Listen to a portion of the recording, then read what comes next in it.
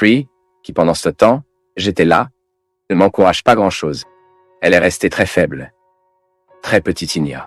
Et après plusieurs années, près de 20 ans plus tard, je reviens presque pas 20 ans plus tard, je retourne au séminaire de la Brassa. Et la première chose que je voulais faire était d'aller où était l'arbre béni que j'aimais tant et que j'avais le désir de voir grandir. Et quelle a été ma surprise? Cet arbre était énorme, beau. J'étais tellement ravi d'une chose un peu stupide que j'ai tellement parlé à mon cœur, car dans cet arbre, j'ai identifié précisément cette patience que nous devons avoir avec le temps d'attendre. Ce que j'espère, que ce soit un grand arbre voyant. Mais j'ai besoin de comprendre qu'elle a un processus. La vie est comme ça, mon peuple. Et nos angoisses sont directement liées à cette incapacité à permettre à chaque chose de grandir à temps. Cette vie a des règles. Que même les gens ont des règles. Hier, personne m'a demandé sur Twitter, « Père, attendez son temps. » Les gens ont leur temps. Il ne sert à rien de vouloir pénétrer dans sa maison et veut qu'il écoute ce qu'il ne veut pas entendre maintenant. La vie est comme ça. Tôt ou tard, ces liens tombent, vous regardez à nouveau naturellement à l'autre. Le pardon se produit naturellement. Maintenant, si vous forcez, vous risquez de nuire davantage à ce que vous voulez arriver. Et c'est pourquoi même l'engagement à la réalisation du rêve doit passer par la modération. Tout dans la vie, mon peuple, est une question d'équilibre. Il y a cette chanson que Leila Pineiro chante, non? Tout est une question de moment. Puis elle parle, gardant la colonne vertébrale droite, le cœur silencieux. La chanson qu'elle chante parle précisément de cela. Le besoin que vous avez pour garder la plombe, pour maintenir l'équilibre, que vous dosez bien le passé, le présent et l'avenir. Pour que vous vivez bien. Nous ne sommes pas naïfs de penser que nous ne pouvons vivre que du présent. Ce serait de limiter l'expérience humaine. Je ne suis pas fan de limiter l'expérience humaine. Je pense que plus nous pouvons qualifier l'expérience humaine, mieux c'est-il. Ainsi, l'être humain qualifié est celui qui est à l'heure actuelle avec la capacité de regarder son passé avec la sagesse et de regarder avec espoir son avenir.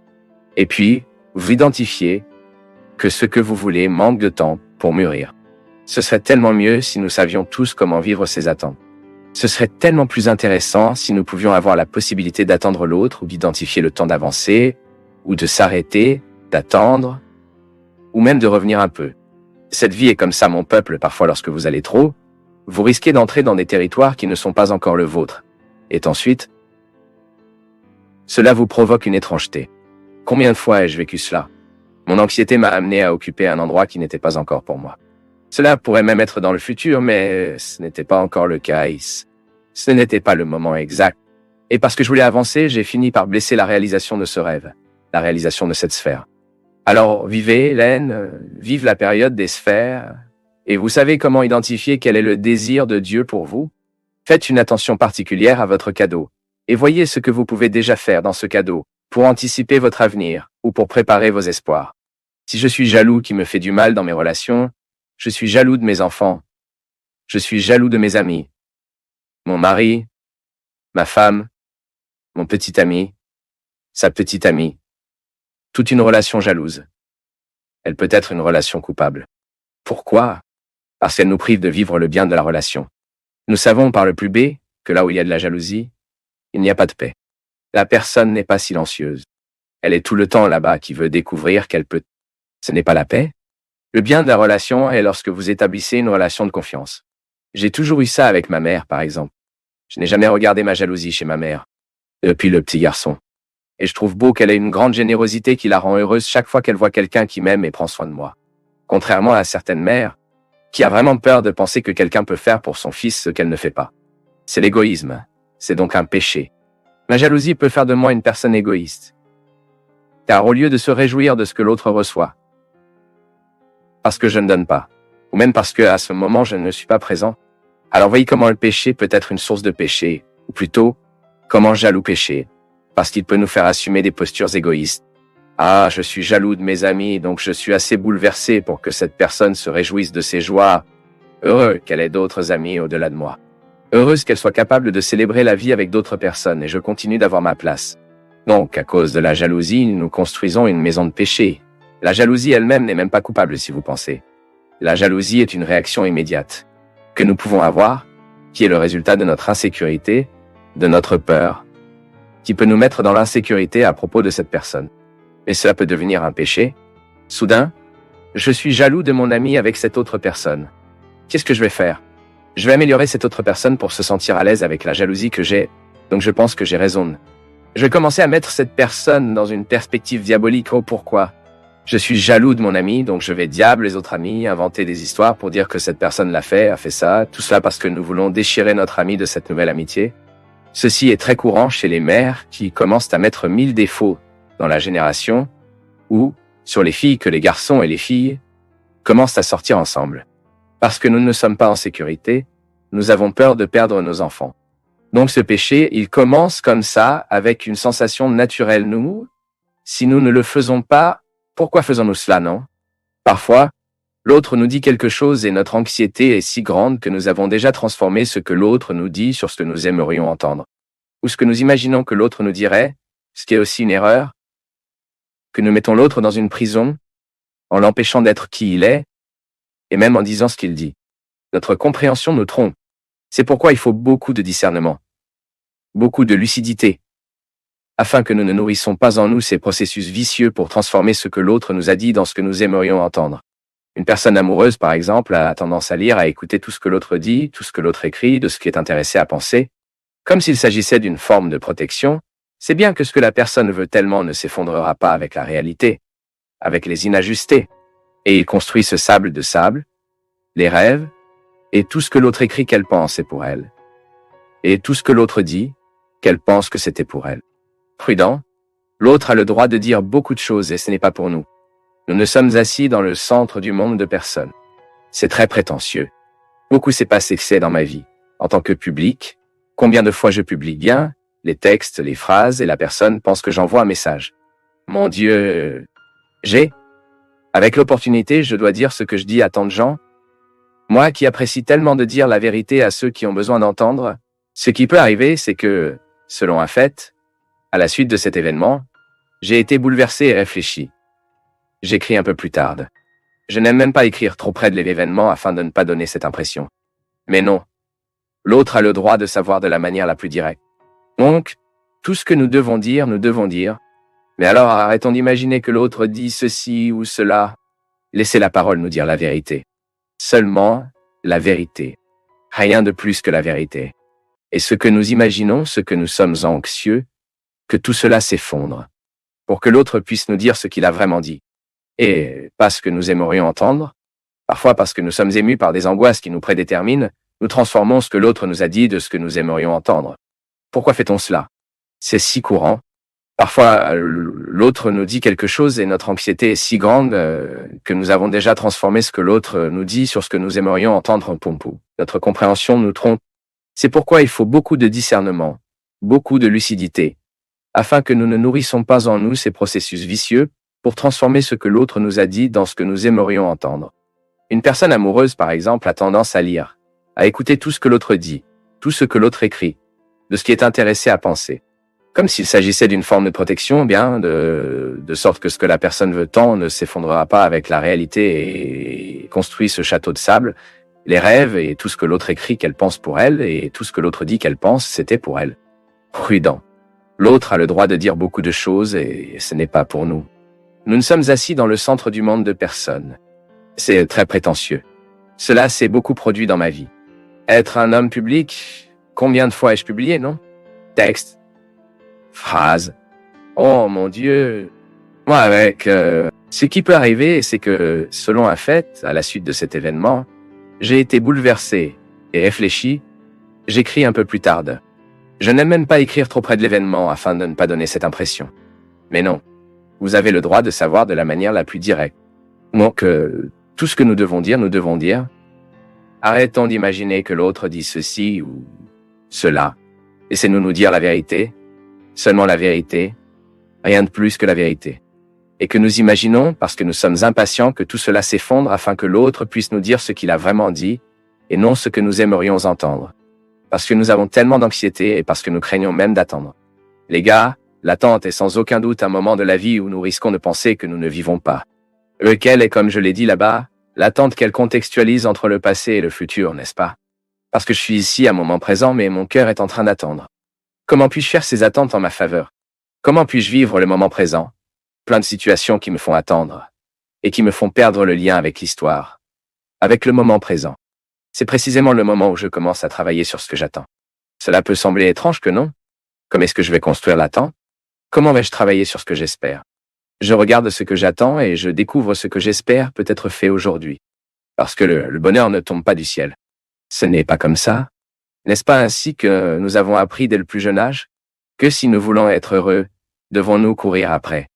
Donc chaque jour, ce que nous attendons peut commencer par un geste. Quelque chose que vous pouvez aider à réaliser les espoirs.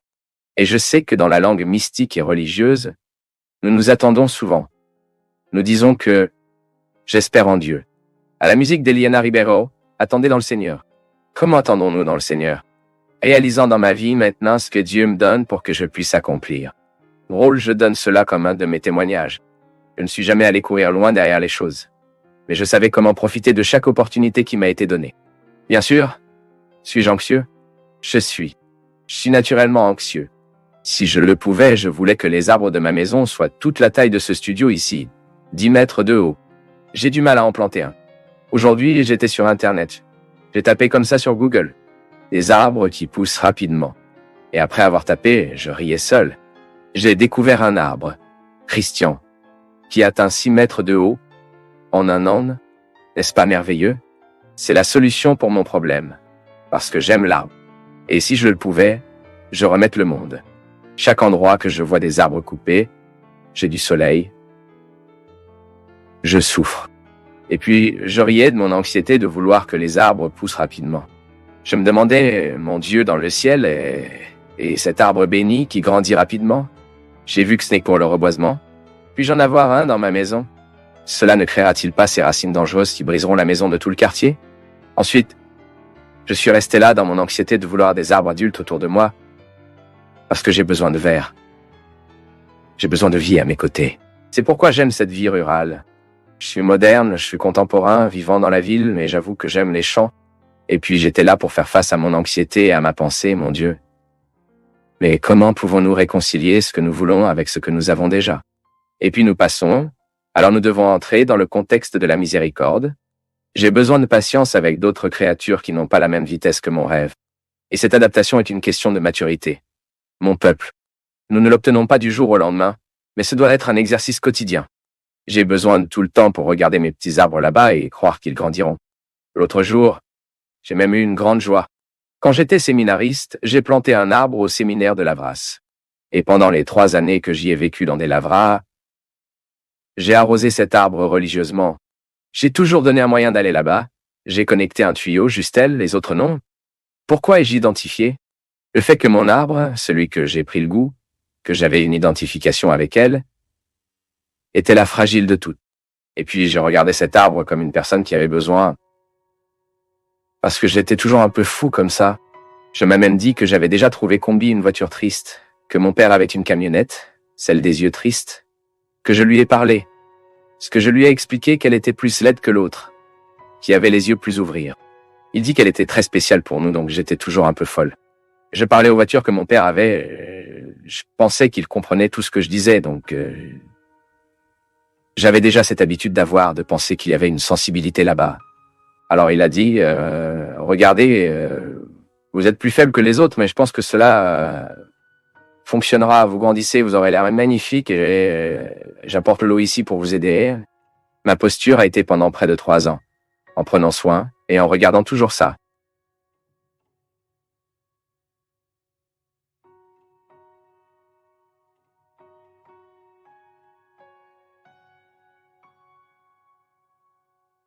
Le père Fabio sont 2 passages évangéliques. Je suis un lecteur fréquent de la Bible. Et la première question que je pose, Jésus avait vraiment des frères? S'il ne les avait pas, qui sont les gens à qui les Écritures se rapportent comme leurs frères? La seconde est que l'apôtre Paul est en fait tombé du cheval ou est-ce juste une expression au sens figuratif? Allons d'abord à la question, non? Lorsque vous demandez si Jésus avait des frères, sinon, qui sont ces gens? Qui étaient là? C'est une question de langue. Au collège, nous avons appris que cette langue dans laquelle le texte a été écrit, le texte sacré, il est très riche en verbes, mais très pauvre en noms. C'est pourquoi le mot frère englobait tout, englobait des cousins, des parents les plus proches. Ainsi, le terme frère de la Bible ne signifie pas qu'il s'agit d'une parenté de sang direct. Non. C'est peut-être juste un parent proche de Jésus. Ceci est l'explication que donnent les exégètes. La langue est donc pauvre en noms et très riche en verbes. Il n'y a donc pas de nom pour pouvoir dire beaucoup de choses ou très spécifié pour tout dire. Le frère est celui qui signifie cousin, proche, tous utilisés dans le même contexte. Quant à la chute du cheval de Sao Paulo, vous avez raison de dire en mettant cela à la question du sens figuratif. Parce que pour nous, il n'est pas important de savoir si Paul est tombé ou non du cheval. Pour nous, cela importe ce que la scène suggère. C'était précisément un moment où tout il crée, tout ce qui était la posture de la vie de Paul, est venu au sol. Et son expression tombe de son cheval ou non, cela n'a pas d'importance. Les deux, vous pouvez croire que c'était une chute en béton. C'était une vraie chute. Car vous pouvez travailler à partir de l'hypothèse que cela est juste pour être une plus grande signification. En fait, la Sainte Écriture doit passer par l'expérience de ne pas être comprise dans la lettre. Elle suggère un contexte de changement. Ici, dans ce cas, selon l'expérience de Paul, je voulais prendre un pourboire. Bien sûr, bien sûr.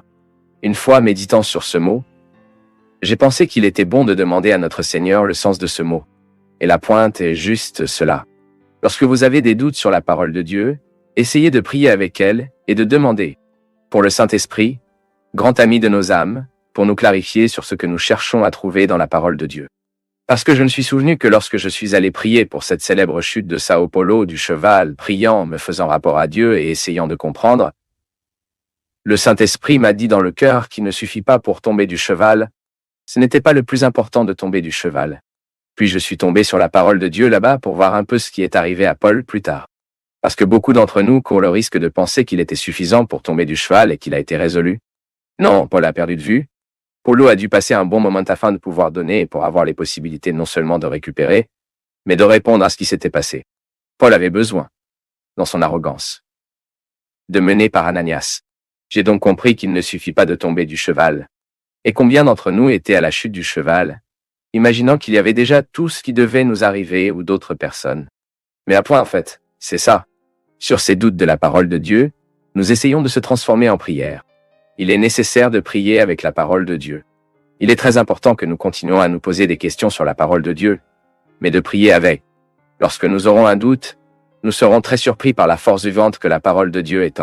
Précisément, et le caractère figuratif des pais.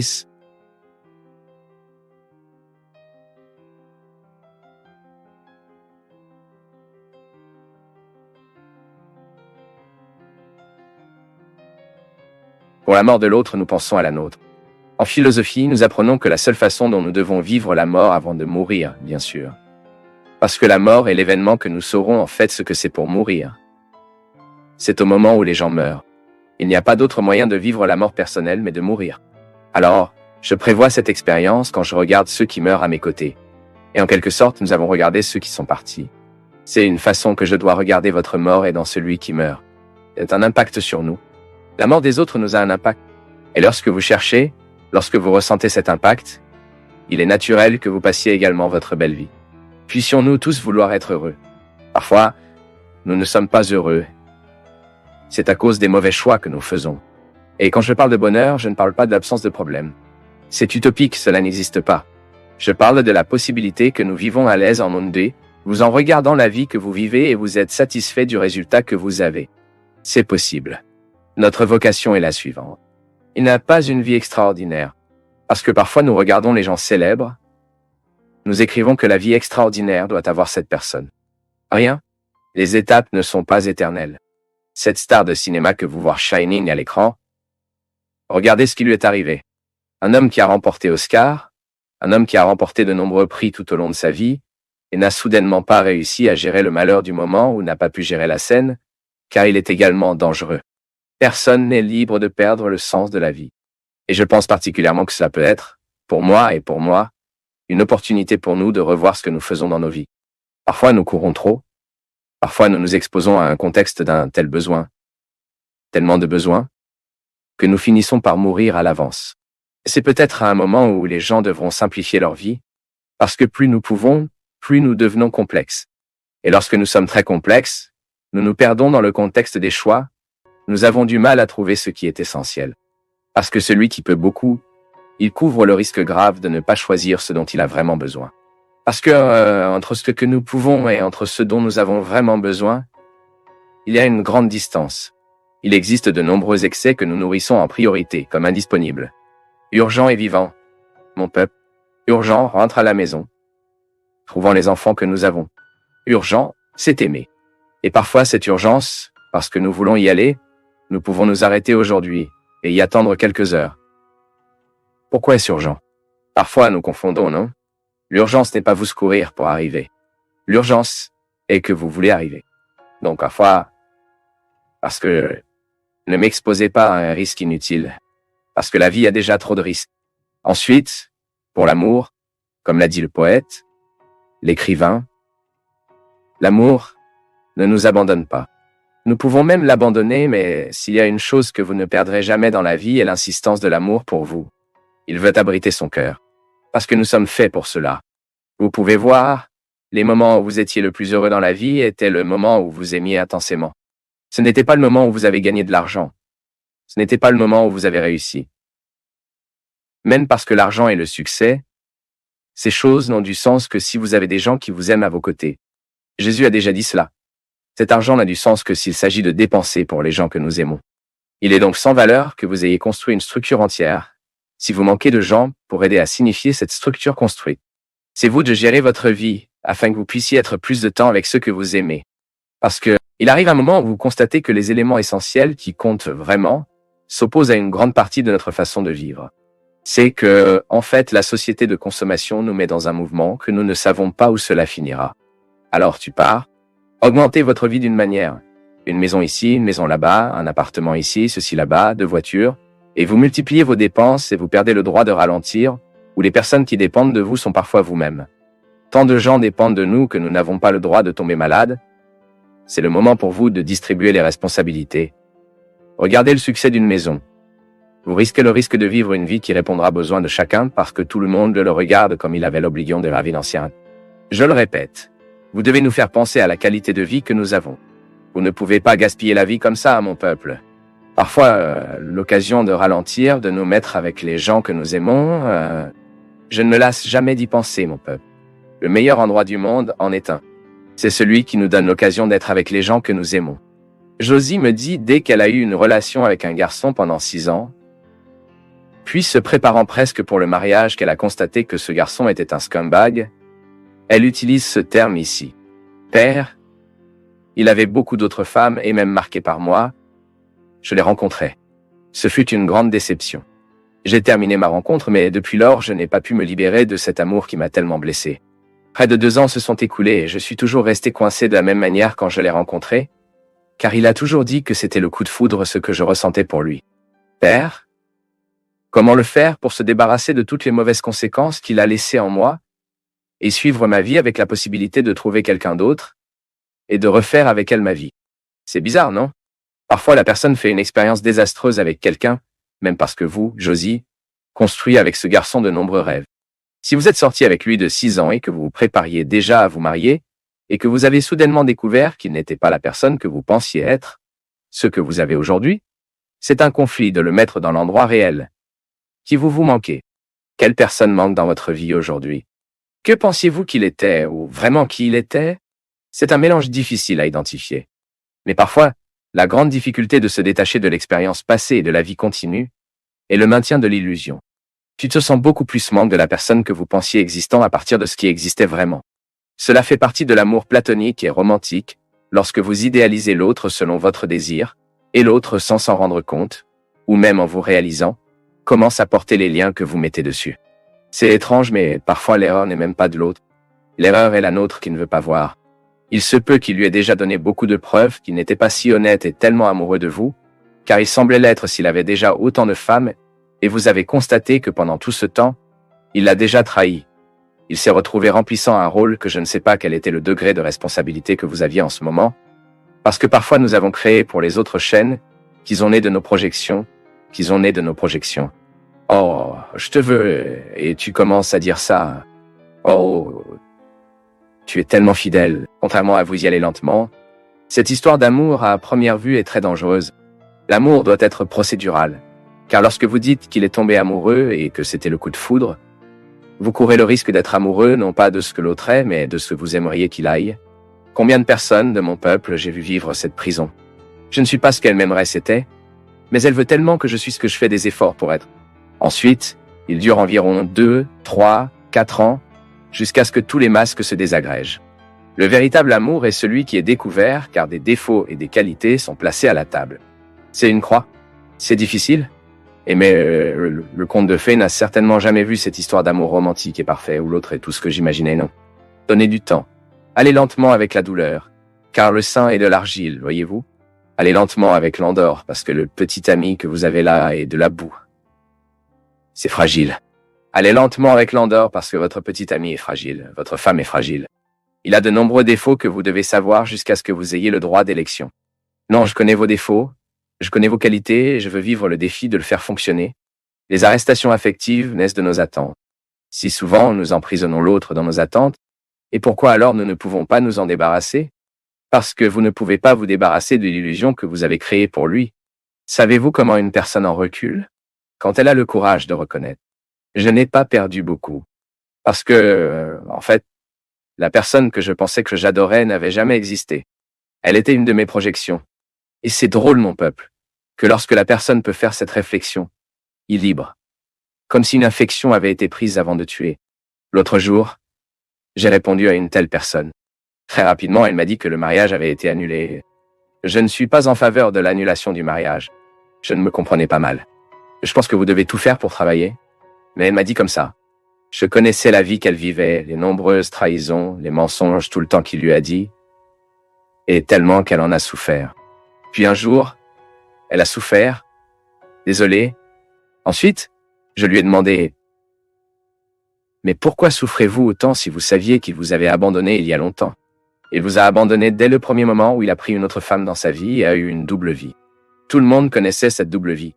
Il vous a abandonné il y a longtemps, il y a 20 ans, je ne sais pas quand cette histoire de trahison a commencé, et vous n'aviez pas le courage de vous mettre comme une femme au moment où vous connaissez la trahison de le mari. Avec autorité, je ne suis pas un objet à utiliser, je ne suis pas un objet à jouer. Et la fidélité, sans conversation, l'obligation de tous ceux qui ont fait une vie pour deux. C'est le respect, c'est l'amour. La démonstration de l'amour passe par la fidélité. Puis elle m'a regardé comme ça, effrayée, et a dit « Tu n'es rien perdu, que vous avez perdu il y a longtemps. Ce que vous avez fait, c'est surveiller votre mari à l'intérieur de la pièce de votre maison qui était mort depuis longtemps. C'est un sillage qui ne se termine pas. C'est un sillage qui ne se termine pas.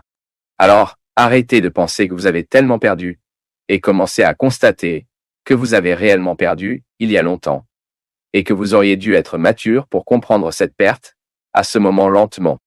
Mon peuple, lorsque nous ne nous débarrassons pas de ces charges, nous pouvons nous boycotter et causer une mort précoce. Parce que la personne perd le désir de vivre, elle perd la capacité de rêver, elle perd la capacité d'être heureux. Pourquoi? Parce qu'un jour il s'est attaché à une illusion et a permis à cette illusion de faire le centre de sa vie. Maintenant, elle ne voulait pas voir ça. C'est une question de maturité. Il n'y a pas de pire moyen de perdre que de prétendre que vous ne perdez pas. C'est la pire façon de perdre. C'est quand vous prétendez que vous ne perdez pas. C'est à ce moment que vous exécutez une main de peinture sur un mur pourri. Ce n'est pas Jésus qui a dit qu'il ne sert à rien d'arroser la sécheresse. Il continue de cacher des cadavres. Il est inutile de peindre une peinture dans la tombe, à l'intérieur il y a pour la pourriture. Et dans notre vie, vous ne pouvez pas faire un processus contraire, contrairement à cela. Je ne peux pas, je n'ai pas le droit de mettre une main dans la peinture dans une réalité qui est déjà pourrie. Je dois avoir le courage de bouger oui dans cette blessure et d'essayer de résoudre, même si c'est la fin d'une relation. D'attends surtout, rencontre avec mon peuple a été fait pour terminer. Si vous ne finissez pas de sortir avec le bon moment, il terminera le mariage plus tard. Et c'est bien pire. Car le mariage implique déjà une troisième personne. Alors n'ayez pas peur de rompre si vous découvrez que vous vivez une illusion ou que l'autre fait de vous un territoire de votre illusion. Personne n'a l'obligation d'être une illusion pour l'autre. S'il n'aime pas qui vous êtes, ne faites pas d'efforts pour aimer l'illusion que vous créez pour lui. C'est une terrible prison. Voici ce discours comme ça, tout d'abord ce qui accompagne mal. Il ne vaut rien que vous ayez quelqu'un de votre côté qui n'aime pas qui vous êtes, mais aimer qui il aimerait que vous soyez. Et C'est pourquoi vous voyez souvent cette personne patiner dans une relation, une natation autodestructive qui fait mal, qui se gâche, c'est infidèle, c'est parfois même avec une agression physique. Et j'ai trouvé des petits amis qui vivent déjà des agressions physiques et n'ont pas de courage. Et c'est pas quelle chose de ma vie sans lui. Alors d'accord, vous verrez quelle sera votre vie avec lui. Banana Alves a une expression merveilleuse, il parle comme ça. La passion d'un moment, la passion du moment ne vaut pas l'enfer d'une vie.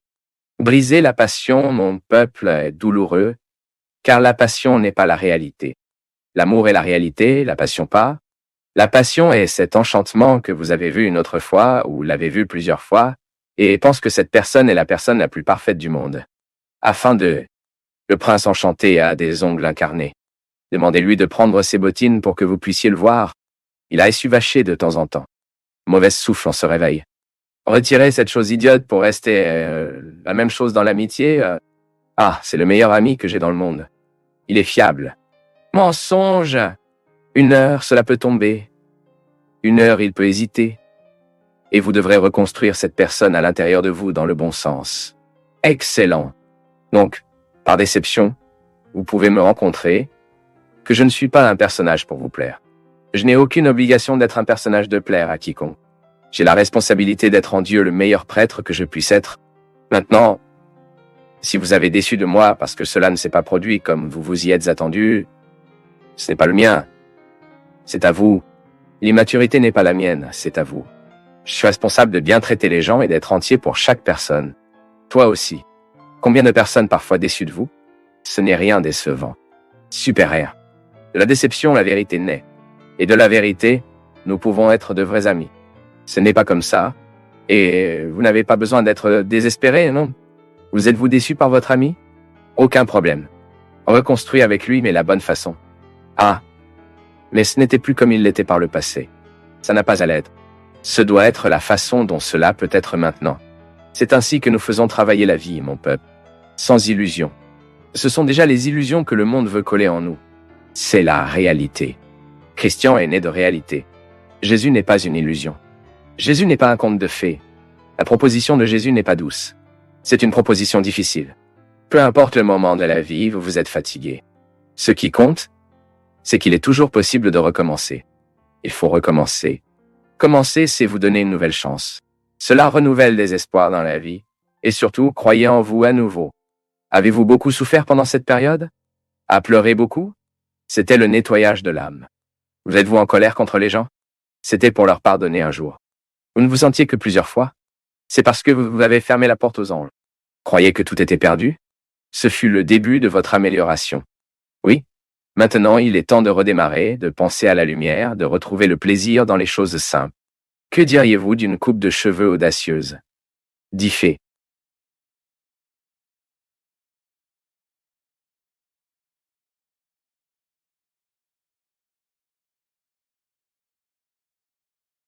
C'est un grand plaisir pour nous tous du Path of Faith d'être avec vous en ce moment. Veuillez partager vos impressions sur le sujet d'aujourd'hui dans les commentaires, soutenez-nous en aimant la vidéo et aidez à la diffuser en l'envoyant à vos amis. Abonnez-vous à la chaîne pour rester toujours connecté et recevoir nos nouvelles vidéos.